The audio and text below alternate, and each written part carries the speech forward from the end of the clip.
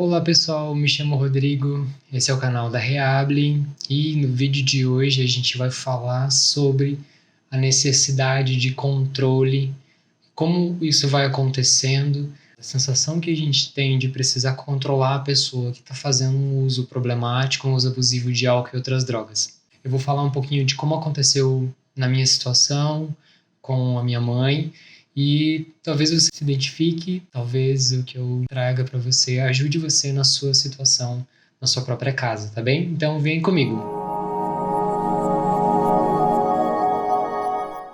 Como eu já comentei aqui no canal, eu falo sobre essa questão do uso excessivo de substâncias químicas, seja o álcool ou outras drogas, a partir da minha vivência como filho de alguém que fez uso abusivo de álcool. A minha mãe passou por essa experiência na existência dela e ao longo de 10 anos a gente, enquanto família, teve o desafio de aprender como trabalhar essa situação, como se comportar a partir dela.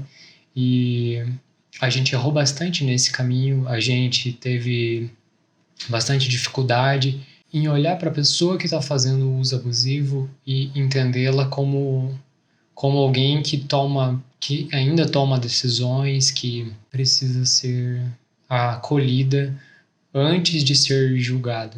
Então, no vídeo de hoje eu quero trazer um pouquinho mais dessa história para vocês, de como aconteceu comigo lá em casa. Talvez isso reflita também no que vocês ainda podem fazer hoje, no contexto de vocês, nas suas próprias histórias. Eu acredito que a questão mais complicada do controle é como ele nasce, né? Como ele surge, porque a gente vê a pessoa fazendo uso problemático, a gente vê que os problemas estão aparecendo, mas ela, como ela mesma, ela não consegue, ela não vai percebendo isso da mesma forma.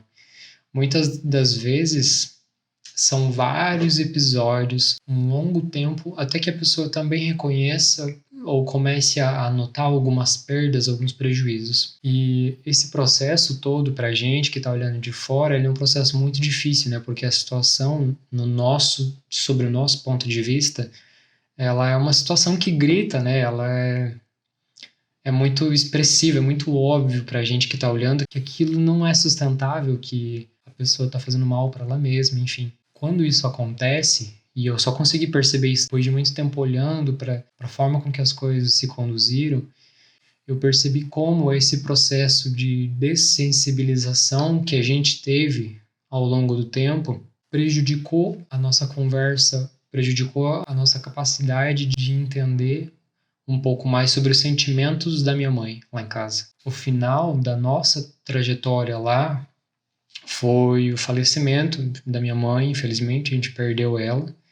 E parte desse processo aqui do canal também é uma forma de eu compartilhar as coisas que eu aprendi, de compartilhar as coisas que eu continuo aprendendo sobre o assunto, para que outras pessoas não cheguem nesse fim, que não aconteça da mesma forma, pelo menos. Olhando para trás, olhando para toda a forma com que a gente trabalhou a situação, é muito claro para mim. A gente percebia os problemas acontecendo, né? Tipo, a pessoa começava a se afastar de atividades que ela gostava muito de fazer. A minha mãe deixou a pintura, deixou de cuidar das plantas que ela sempre gostava, deixou de cuidar ali do bordado que ela sempre trabalhava, das costuras que ela gostava de fazer.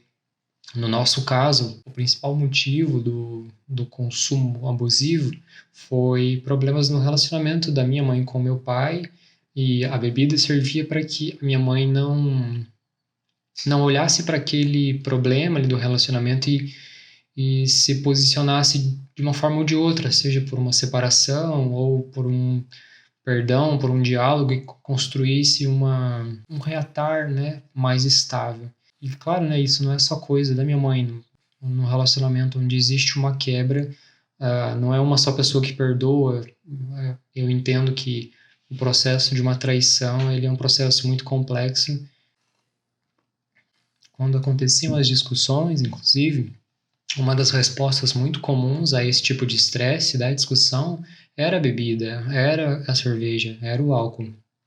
Então, na medida que isso foi acontecendo, o restante da família foi perdendo essa sensibilidade, porque pra gente era uma questão muito óbvia os males que o álcool estava gerando para ela, sabe? No cotidiano dela, emocional, no cotidiano profissional, no autocuidado dela, na autoestima dela principalmente, e não só o álcool, né? Mas também a traição, que acho que foi a parte mais significativa contra, que machucou bastante a autoestima dela e enfim, a gente assistia isso tudo acontecendo, a gente conversava, a gente aconselhava, a gente dava os pitacos, né, como toda família faz, mas eram conversas que não levavam para resultados de longo prazo, ou de médio e longo prazo, né? A gente conversava no sentido de, olha, mãe, olha como o álcool que está te prejudicando, olha, isso aí não é legal, não é natural isso, não está normal mais. Isso ao longo do tempo, né, foi se repetindo várias e várias vezes e as coisas, eu acho que rola um processo assim de você se sentir um pouco machucado pela insistência da pessoa em continuar naquela condição, se alimentando daquelas coisas. Hoje eu consigo perceber que nós, como familiares, perdemos a capacidade de entender as escolhas que estão ali por trás, de ter mais sensibilidade com essa matemática que aceita aquele consumo problemático em prol de algum benefício, em prol de alguma coisa, de algum efeito que a pessoa também quer. E a gente vai perdendo essa sensibilidade, perdendo a aceitação consequentemente, perdendo a paciência, perdendo a abertura para a conversa. A gente vai ficando mais duro, a gente vai ficando mais rígido, a gente aumenta essa necessidade que a gente tem de, de controlar a outra pessoa e também de determinar o que ela pode e não pode fazer. Eu acho que isso é uma coisa muito comum e me conta, inclusive, se isso é comum para vocês, se isso também faz parte da história de vocês na, na, no seu contexto. E isso, de certa forma, é bastante delicado, é bastante complicado, porque a vontade do controle, ela vai acompanhando a evolução do consumo, né? A evolução da situação. Então, a gente, na medida que a pessoa segue com aquele consumo, nosso posicionamento de querer determinar outra pessoa vai aumentando, acompanha o ritmo do consumo problemático, né? Quem aí até hoje nunca viu aquelas notícias de mãe prende filho, acorrenta filho em casa para que ele não use drogas. Eu acho que essa é a situação que mais deixa explícita essa questão da necessidade do controle de um lado e de relacionamentos ali de diálogos que não estão acontecendo, do processo de dessensibilização que aconteceu naquela relação. E pensando hoje sobre como a gente poderia ter feito diferente na época, eu não consigo deixar de pensar que o único recurso possível e viável era a gente ter percebido que essa dessensibilização estava acontecendo, a gente ter notado que isso estava caminhando para que fosse dessa forma, que a gente tivesse notado que a vontade da gente controlar a outra pessoa estava gerando efeitos negativos no nosso relacionamento, na nossa conversa, na capacidade que a gente tinha de trocar. Eu gostaria muito que a gente tivesse encontrado por mais tempo outros caminhos que não fosse o controle. Eu queria que a gente tivesse, hoje, né, olhando para trás, eu gostaria bastante que a gente tivesse insistido muito mais num diálogo construtivo do que na vontade de escolher pela pessoa, de querer colocar as nossas crenças, as nossas escolhas em cima das escolhas dessa pessoa, do nosso familiar, no meu caso, da minha mãe. Até na nossa dinâmica em casa, nessa questão com a mãe, ela tinha muito mais facilidade de conversar comigo do que conversar com a mãe dela, que é minha avó, do que conversar com outras pessoas próximas a ela, pela questão da abertura. Eu focava conversas que não tinham somente a ver com a substância química, com o uso que ela estava fazendo, com os problemas desse uso. A gente conseguia ter espaços de conversa que traziam outras coisas para a conversa. Eu falava sobre outros assuntos, a gente não ficava só no círculo, você, alcoolismo, você, cerveja. Isso fazia com que ela não se posicionasse, não endurecesse também nas conversas que ela tinha comigo e na abertura que ela tinha para conversar comigo e abrir os sentimentos dela. Eu não estou dizendo que isso aconteceu o tempo todo, não estou dizendo também que a gente não falava sobre o problema dela, apenas eu falo que aquela relação ela não era centrada só no uso da substância, existia mais coisas, a gente falava sobre mais coisas e a gente tinha essa abertura e isso facilitou bastante a minha troca com ela. E hoje eu percebo que, olhando para trás, isso me ajudou muito a acompanhar toda a situação de uma forma muito mais presente, com uma qualidade muito maior.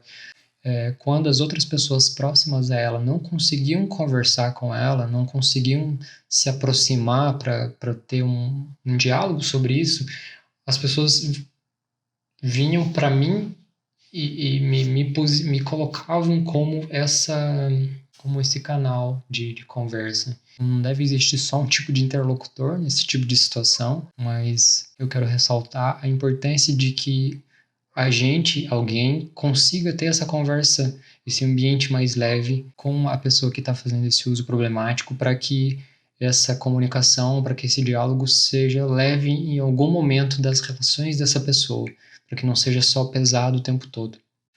E se esse processo de conversa, se ele é difícil para você, se você hoje não consegue fazer ele, a gente já tem alguns vídeos falando sobre isso. Aqui em cima eu vou colocar a sugestão do último em que a gente falou sobre como recuperar essa questão do diálogo, e ali eu trago algumas ideias, algumas dicas importantes para você conseguir começar esse processo ou entender mais ou menos como você consegue retornar a capacidade de conversar aí na sua casa, tá bem? Não deixa de me dizer também o que você achou do vídeo, se você assistir ele. Mas de uma forma geral, o objetivo desse vídeo era compartilhar um pouquinho mais esse meu raciocínio sobre controle. Eu venho pensando bastante sobre isso recentemente. É uma questão muito central nas relações familiares, quando a gente está falando de dependência química, porque a gente olha ali aquela pessoa tão próxima da gente, aparentemente deixando de se posicionar, aparentemente, eu coloco entre aspas porque nunca é dessa forma, né? É uma situação muito complexa. Aparentemente é uma pessoa que está se prejudicando bastante nas escolhas, e a gente sente essa necessidade de que a gente tome as escolhas, tome as decisões por ela. Isso é uma armadilha de certa forma, porque a pessoa que está fazendo o uso abusivo, ela está escolhendo. Ela não é um ser de quem foi tirado a capacidade de escolhas. Na matemática emocional dela, no universo de decisões dela, ela está usando aquela substância porque ela está buscando aquele efeito, ou ela está usando a substância para ter algo no seu contexto de vida, né? E a gente precisa manter um caminho de comunicação aberto para que a gente consiga falar sobre isso e colocar essas cartas na mesa, em vez de colher os frutos negativos do controle, da falta de paciência, da falta de empatia, principalmente, e da falta de conversa.